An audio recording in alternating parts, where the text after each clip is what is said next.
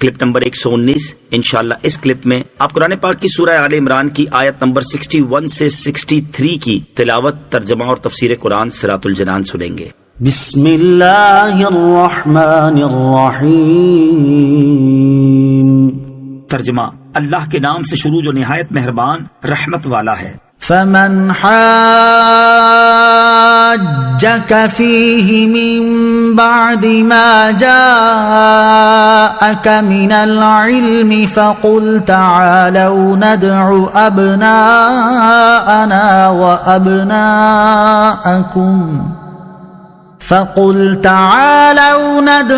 أبناءنا وأبناءكم ونساءنا ونساءكم وأنفسنا وأنفسكم ثم نبتهل فنجعل لعنة الله على الكاذبين. ترجمہ: پھر اے حبیب تمہارے پاس علم آ جانے کے بعد جو تم سے عیسیٰ کے بارے میں جھگڑا کریں تو تم ان سے فرما دو، آؤ ہم اپنے بیٹوں کو اور تمہارے بیٹوں کو، اور اپنی عورتوں کو اور تمہاری عورتوں کو، اور اپنی جانوں کو اور تمہاری جانوں کو مقابلے میں بلا لیتے ہیں، پھر مباہلہ کرتے ہیں اور جھوٹوں پر اللہ کی لعنت ڈالتے ہیں.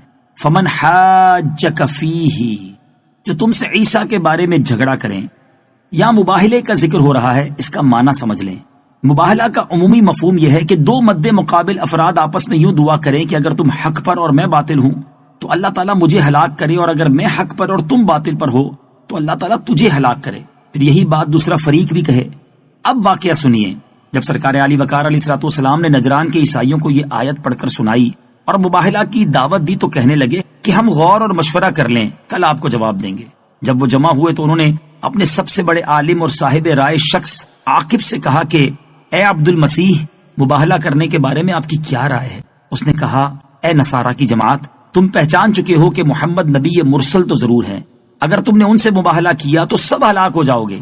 اب اگر نصرانیت پر قائم رہنا چاہتے ہو تو انہیں چھوڑ دو اور گھروں کو لوٹ چلو.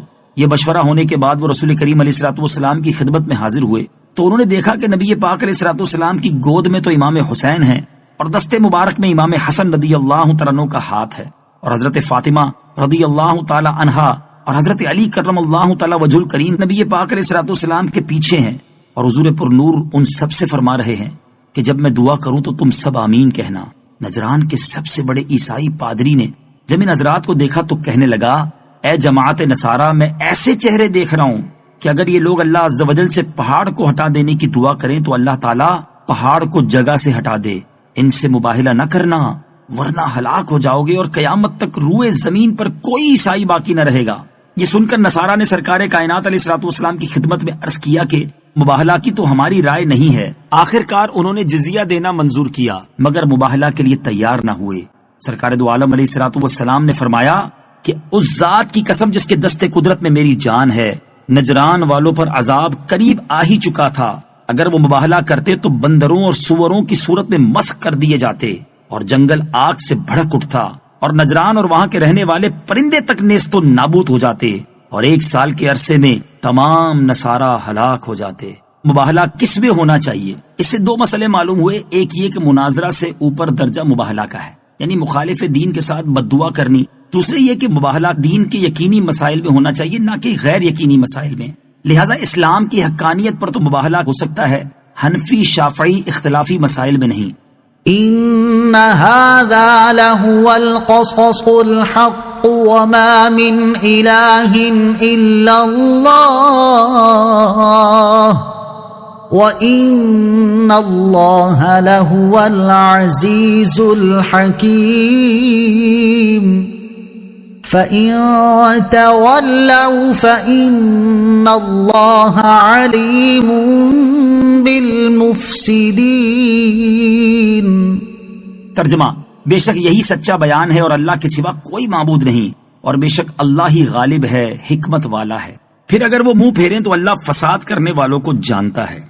ان هذا لهو القصص الحق، بے شک یہی سچا بیان ہے، یعنی یہ کہ حضرت عیسیٰ علیہ الصلوۃ والسلام اللہ کے بندے اور اس کے رسول ہیں اور اللہ عز و جل کے سوا کوئی معبود نہیں. اس میں نصارہ کا بھی رد ہے اور تمام مشرکین کا بھی۔